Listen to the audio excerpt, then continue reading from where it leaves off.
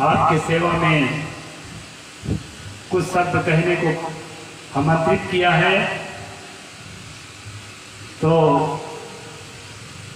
निर्देशानुसार मैं कुछ मिनट तक आप लोगों की सेवा में उपस्थित हूँ।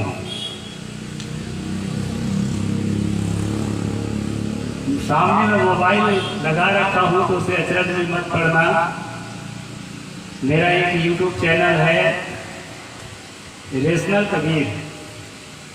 रेशनल कबीर YouTube के चैनल के माध्यम से हजारों लोग देखते हैं और आप लोग जो सामने हो तो देखते ही हैं। इसलिए जो है माइक में, इसमें मोबाइल में ये प्रसारित होता रहता है। जिनके भी घर में टच मोबाइल है, जिनके आजकल तो सभी के पास होता है, तो रेशनल कबीर सर्च करके और देख सकते हैं और उसमें रेशनल विचार पा सकते हैं।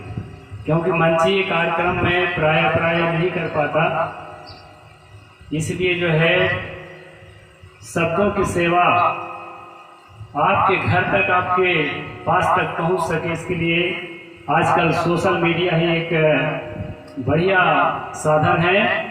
तो सोशल मीडिया के जरिए जो है आप मुझसे मिल सकते हैं और जो है उसको सब्सक्राइब करके और अपना समर्थन दे सकते हैं। कमेंट लिख करके उसमें जो है कुछ त्रुटियां हैं उस पर भी आप विचार रख सकते हैं। आपको पूरा सोशल मीडिया में सभी को पूरा राइट है। अभी साहिब ने कहा कुछ मिनट के लिए मुझे यहाँ बोलने का, तो मैं बोल रहा हूँ। सदगुरु कबीर साहब की वाणी है, सब काहू का लीजिए साचा शब्द निहार, पक्षपात न कीजिए कहें कबीर विचार। सदगुरु कहते हैं सब काहू का लीजिए। यहाँ सब काहू का मतलब जो है किसी भी मत पंथ संप्रदाय। आजकल मैं देख रहा हूँ, अभी मोबाइल के माध्यम से देख रहा था, एक कविता प्राण लहरे, एक विधायिका है छत्तीसगढ़ की, उस पर खूब वायरल हो रहा है क्योंकि वो नेता है। नेता का काम क्या है? कबीर पंथ में आएंगे तो साहेब पंथ की कहेंगे, राधा स्वामी मंच में जाएंगे तो राधा स्वामी कहेंगे, और राम जी के मंदिर में जाएंगे जय श्री राम कहेंगे, और चर्च में जाएंगे तो हालेलुया कहेंगे। क्योंकि नेता सबका प्रतिनिधि होता है, उसको सबके संतोष के लिए काम करना पड़ता है, सबसे वोट भी लेना रहता है। तो उस पर खूब अभी हल्ला गुल्ला चल रहा है मीडिया में। आप लोग भी काफी प्रभावित होंगे, इसलिए मैं इस साखी को लिया। सदगुरु ने कहा है सब काहू का लीजिए साचा शब्द निहार। हम लोग सब काहू का लेते लेते ये पारक सिद्धांत के बहुत बड़ी उदारता है। दुनिया के किसी मत पंथ में इतनी बड़ी उदारता नहीं है। हर मत पंथ के लोग जो है ये बताने की कोशिश करते हैं कि अब असली जगह में पहुंच गए हो, यहाँ से आपका कल्याण हो जाएगा, और जो है यहाँ से अगर आपको कल्याण नहीं, अगर यहाँ अर्पित नहीं होते, समर्पित नहीं होते, तो आधा अधूरा ज्ञान मिलेगा, आपका कल्याण नहीं हो सकता। आधा अधूरा ज्ञान से कल्याण नहीं होता। तो ज्ञान क्या है?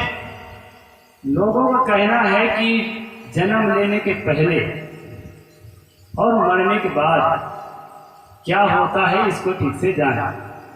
सारा स्पिरिचुअलिटी, पूरा अध्यात्म इसी पर टिका है, चाहे ईसाइयत का हो, इस्लाम का हो, हिंदुत्व का हो, सबका जो है अध्यात्म, उनका जो कहना चाहिए कि धर्म है, इसी बात पर टिका है कि मरने के बाद क्या होता है और जन्म लेने के पहले क्या था।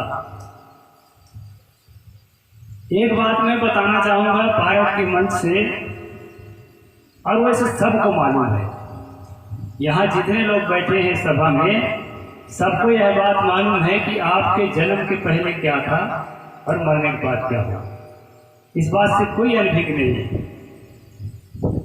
हर आदमी जानता है कि मनुष्य जन्म के पहले क्या था उसको नहीं जानता, और जन्म के बाद तक बहुत सालों तक क्या होता है उसको भी नहीं जानता।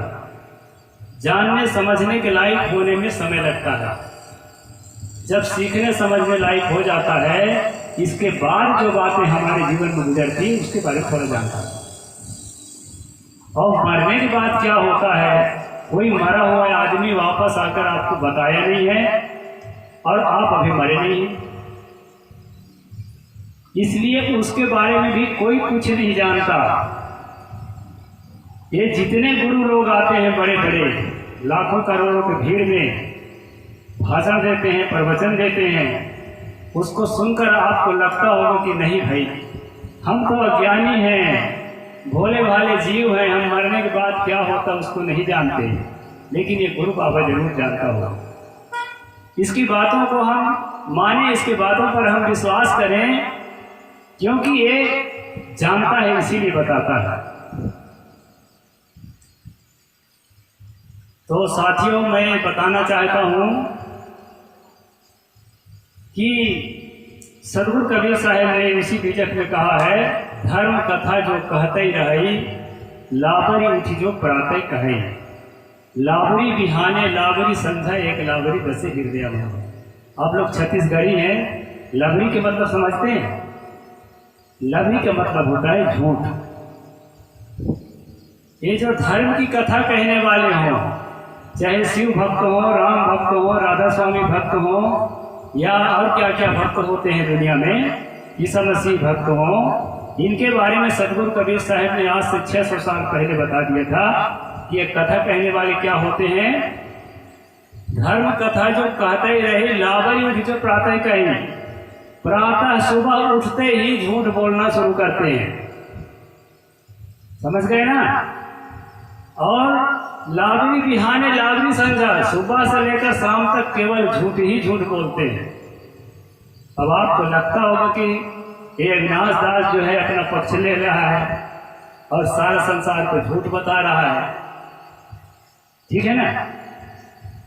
एक लाबरी बसे हृदय में। धार्मिक कथा बोलने वालों के दिल और दिमाग में सिर्फ एक चीज बसती है, वो है झूठ।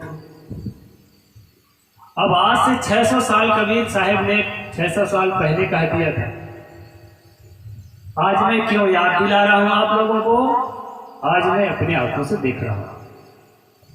आप लोग भी खुली आंखों से देखेंगे तो पक्का मेरे साथ खड़े होंगे और ये कहने के लिए तैयार हो जाएंगे कि सचमुच साहेब धर्म के मंचों से जो भी बोला जाता है झूठ बोला जाता है।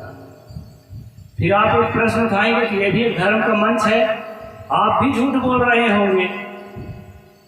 सवाल होता है ना, उन्हीं में से मैं भी एक आदमी हूं ना। तो सवाल होता है कि जब धर्म के मंच से केवल झूठ ही झूठ बोला जाता है, तो आप भी धर्म के मंच से बोल रहे हैं तो आप भी झूठ बोलते होंगे। और मैं यही बताना चाहता हूं आपको, मैं अपना सौदा बेचने आया हूं, दूसरा आदमी अपना सौदा बेचने आया है। अब भी खेत से टमाटर तोड़ के लाया है दूसरा आदमी, फिर भी मैं कहूंगा कि वो बासी टमाटर है, कल परसों का तोड़ा होगा, मेरे पास फ्रेश है। अभी हम तुरंत तोड़वाए हैं मजदूर से।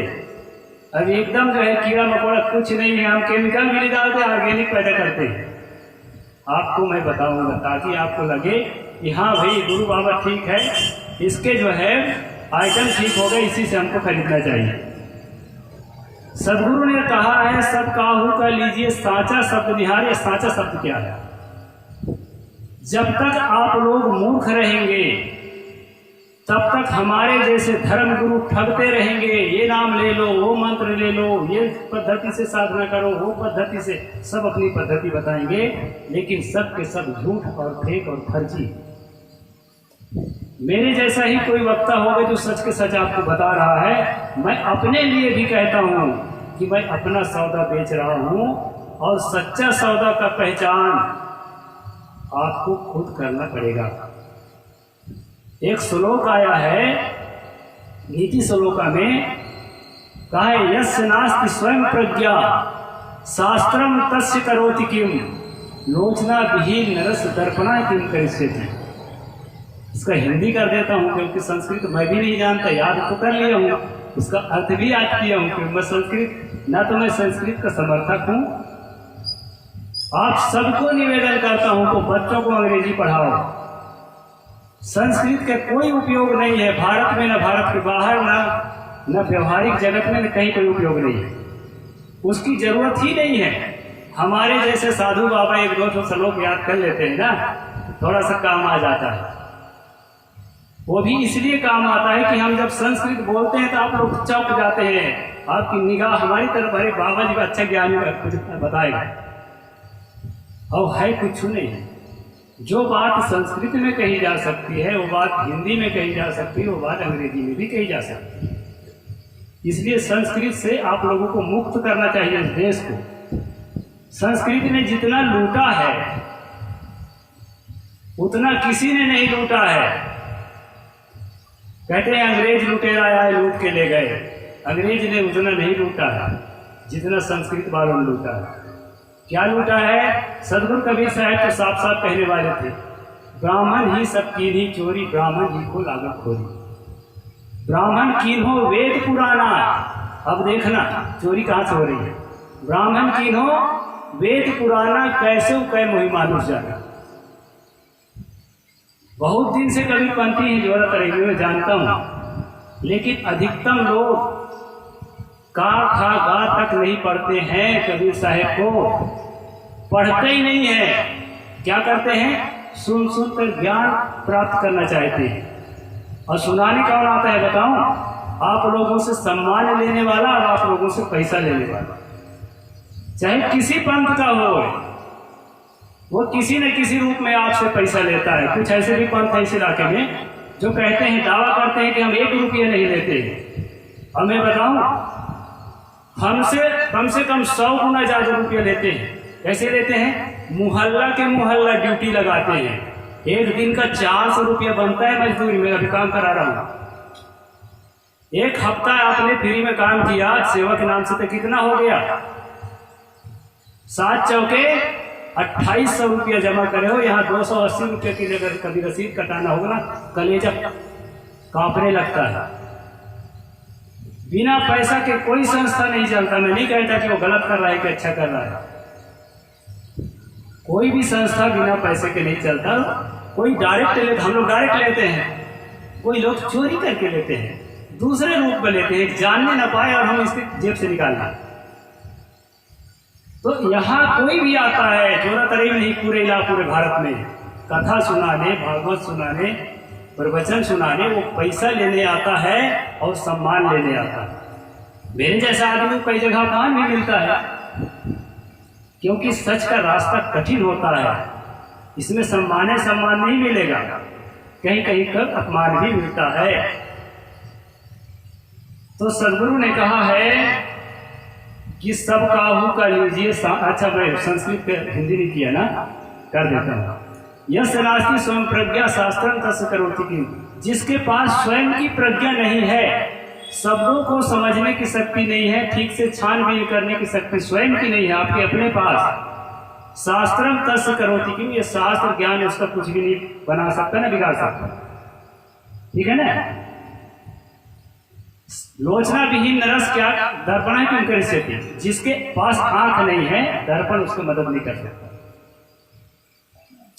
चाहे वो भले बहुत बड़े विद्वान कहलाने वाले रामभद्राचार्य क्यों ना हो, उनको मैं निंदा नहीं करता, लेकिन बात सच्चाई है कि जिसके पास आंख नहीं है, दर्पण उसकी मदद नहीं कर सकता। इसलिए अपने आंख को सही करो, अपनी प्रज्ञा को सही करो। जब तक स्वयं सत्य को पहचानने की क्षमता नहीं पैदा करोगे, तब तक जो है ये झुनझुना पकड़ने वाले ना तमाम पंख आएंगे, मेरे जैसे लोग भी आएंगे और अपनी सौदत थमा के चल देंगे। और फायदा क्या होगा?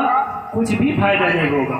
बचपन से तड़प रहे थे, जवानी में तड़प रहे थे, बुढ़ापे में तड़प रहे, तड़पते तड़पते मर जाएंगे। कहीं न मुक्ति मिलेगा, न सचखंड मिलेगा, न सतलोक मिलेगा, न स्वर्ग मिलेगा, न जन्नत मिलेगा। क्यों नहीं मिलेगा?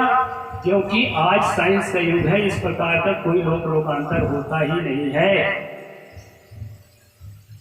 नहीं पढ़े लिखे हैं तो भी समझ लें, कहीं कोई लोकांतर नहीं होता है चांद पर मनुष्य पहुंच चुका है, सूर्य पर भी हमारा कहना चाहिए कि सैटेलाइट जा चुके हैं, जांच कर चुके हैं, कहीं कोई मनुष्य नहीं रहता है, कहीं कोई प्राणी नहीं रहते हैं, कहीं लोकांतर में कोई मकान बिल्डिंग नहीं बना है, स्वर्ग में जन्नत में जहाँ जाना चाह रहे हैं। मरने के बाद क्या होता है क्या नहीं होता है कोई नहीं जानता है। बड़े बड़े गुरु घंटाल जो है ना झूठा दावा करते हैं। मैं तो नहीं जानता भाई, मैं इसलिए मैं सच सच कहता हूँ, मरने के बाद क्या होता है मैं नहीं जानता। हर एक चीज का अनुमान हम लोग लगाते हैं कि जीते जी अगर अच्छा मन बना लिए, मन में एक अच्छा सुकून बना लिए, किसी नाम को लेकर नहीं, किसी पंथ को लेकर नहीं, अपने कर्मों से अगर सुकून बना लिए, और अगर ये सच है कि आप मरने के बाद भी हैं, तो वो सुकून आपके साथ रहेगी, वो शांति आपके साथ रहेगी। उस शांति के लिए काम करें, उस सुकून के लिए काम करें, और उसके लिए किसी भी पंथ में, किसी भी मत में, किसी भी मजहब में दीक्षा लेने की जरूरत नहीं है, कोई नाम की जरूरत नहीं है, कोई सुमरन की जरूरत नहीं, कोई साधना पद्धति की जरूरत नहीं है। उसके लिए निरंतर अपने मन को मांझने की जरूरत है, कर्मों से, वाणी से, सोच से, और उसके लिए सिर्फ और सिर्फ पारसी संत ही आपको निर्देश कर सकते हैं कि हम अपने मन को कैसे रखें। हम लोग दिन रात मन पर ही बोलते हैं, हमारा केंद्र मन ही है कि मन को ठीक ठाक कैसे रखें ताकि हमारी शांति भंग न होने पाए। तो समय सीमित है, कल और मैं चर्चा करूंगा, क्योंकि जो समय दिया गया है वो समय मेरा पूरा हो गया है, 1 मिनट ज़्यादा हो गया है, बात पूरी नहीं हुई है, इसलिए मैं यही पर स्टॉप करता हूँ। बोलिए संत सम्राट सदगुरु कबीर साहिब की जय।